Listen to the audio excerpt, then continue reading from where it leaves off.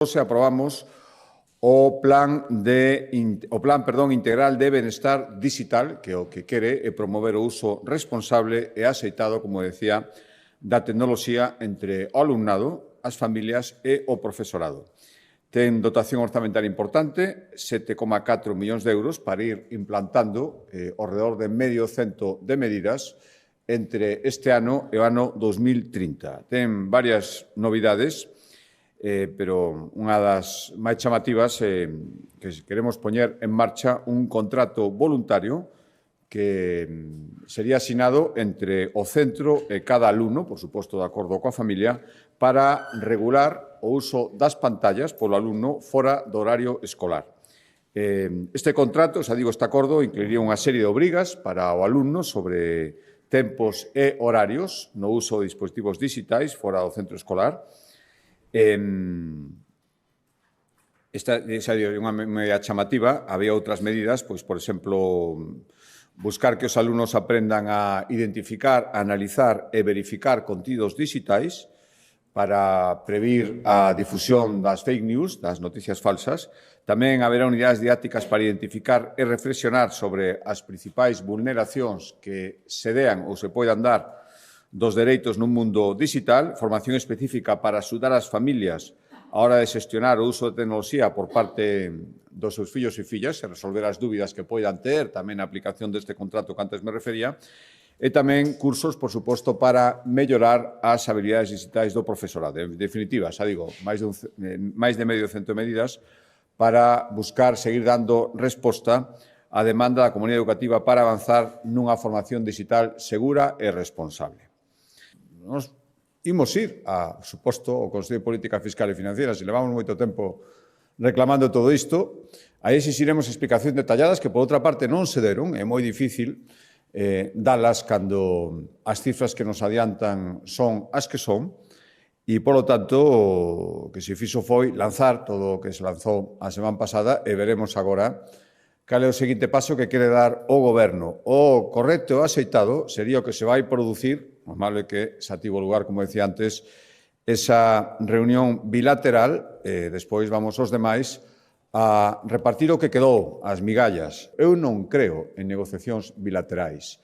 porque as negociacións bilaterais fan imposible que se manteña un sistema igualitario e de solidaridade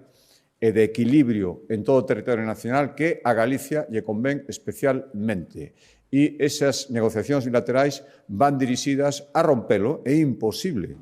con ese sistema beneficiar a todo o mundo. Isto que están dicindo non é certo e non vale decir que todo o mundo aumenta. O que hai que facer é compararse co que aumentan outros e co que debería ser nun sistema objetivo o aumento conxunto. E Galicia aí sale moi perxudicada e non creo que ninguna negociación bilateral o fora a arranxar, porque sería en detrimento de outros e estaríamos no mismo. E, por lo tanto, para ceder e chegar a un acordo que a todos satisfaga, cedendo todos un pouco, hai que facelo con transparencia, todos xuntos e dende o principio. E esa é a postura de Galicia e, dende logo, é a que imos manter, porque creo que é a que Galicia lle convén, incluso lle diría, por calquera postura que poida manter o meu partido, algunha comunidade autónoma do meu partido, ou calquera que teña que opinar neste asunto. É o que lle convén a Galicia e o que vou manter. Por iso me parece increíble que forzas políticas de Galicia estén defendendo outra cousa. Bueno, é certo que despois das festas do Nadal se produce este repunte e é certo que se están dando situacións complicadas nas urxencias que se deron tamén outros anos, lóxicamente, donde fora necesario, si que é necesario facer algún tipo de reforzo, se efectuaría. Eu, a día de hoxe, volvo a mandar a mesma mensaxe á poboación de que todas as urxencias son atendidas e que, polo tanto, teñan esa tranquilidade con independencia de que é certo que neste momento se produce unha afluencia moi superior a outras épocas do ano. Efectivamente, está xerando inquedanza, non só no sector primario en Galicia, en outros moitos lugares do noso país, polo tanto, e ademais eu podo entender que frente ao que se anuncia, frente ao que supón esa apertura de mercados e, por tanto, tamén de chegada de produtos do exterior, iso ten que é lógico que cause inquedanza. Por tanto, nós imos apoiar sempre o noso sector e creo que apoialo neste momento é ser exixente respecto de que se garanta que esa sinatura dese acordo non se pode facer, e esa apertura de mercado, esa chegada de produtos agrícolas de outros países, non se pode facer sin salvagardar que teñen que cumplir, cando menos, as mesmas condicións que se exixen os produtos galegos para ser comercializados. Senón, sería un acordo desigual e sería perxudicial. E, polo tanto, se esa garantía non se dá, hai que exixila. E, mentre non este totalmente garantido, é lógico que existan esas inquedanzas e non poderíamos dar por aplicable todo o que supón Mercosur. E esta é a postura, sin ninguna dúbida, que ten que ter a Xunta de Galicia nun sector tan importante para a nosa comunidade como é todo o sector primario, que está experimentando nestes últimos anos unha boa evolución, uns bons números económicos, e que se teñen que manter. Esta entrada non pode supoñer en ningún caso unha merma desas circunstancias que estes anos, afortunadamente e en xeral, veñen sendo favorables. Eu agardo que non se dé o gigantesco exercicio de hipocresía que sería que se pacte o goberno con quen dixeron que iban a apartar do goberno e que provoca toda esta situación. Había un bipartito PSOE-BNG na Diputación de Lugo, se producen as circunstancias relacionadas co señor Tomé, o anterior presidente da Diputación que todos coñecen, e agora parece ser que se podería dar un tripartito entre o Partido Socialista, o que queda del, en Lugo, o BNG, a persoa que provoca todo isto é que iban a apartar o señor Tomé. Veremos se hai coherencia por parte do Partido Socialista, xa sabemos que non a vai haber. Veremos se hai coherencia por parte do BNG e todo o que dixeron este tempo, toda esa postura que estaba mantendo, a manteñe no momento decisivo. O Partido Popular non lle fai falta pactar con ninguén para acceder á presidencia da Diputación.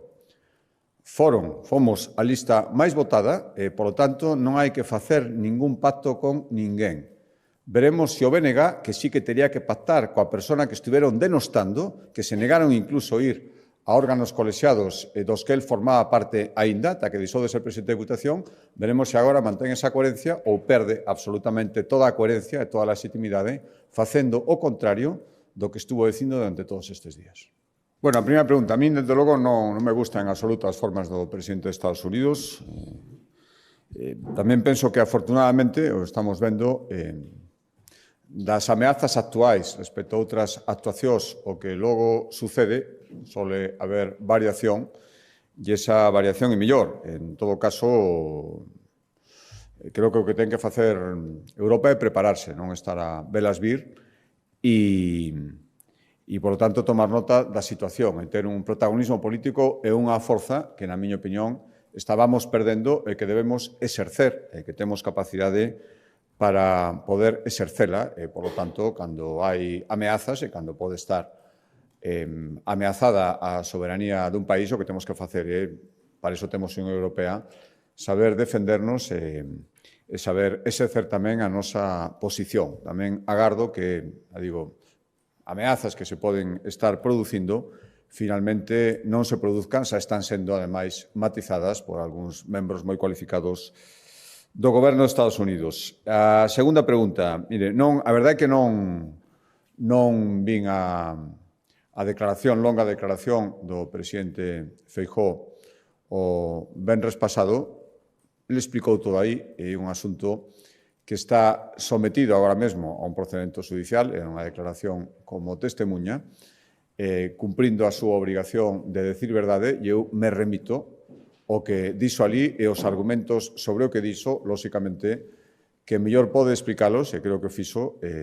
foi o interesado e quen fixo esas declaracións. Respecto á terceira pregunta, volvo a decilo, en Galicia non existe voz, volvo a decilo, afortunadamente. E creo que non existe porque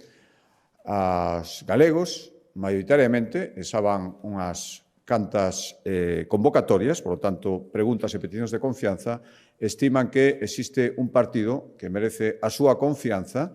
e que é unha alternativa frente aos desprezos que estamos vendo, me refería antes ao financiamento, por parte do Goberno central. Eu creo que unha parte importante do apoio que está tendo Vox noutros lugares é un desafogamento, unha reacción frente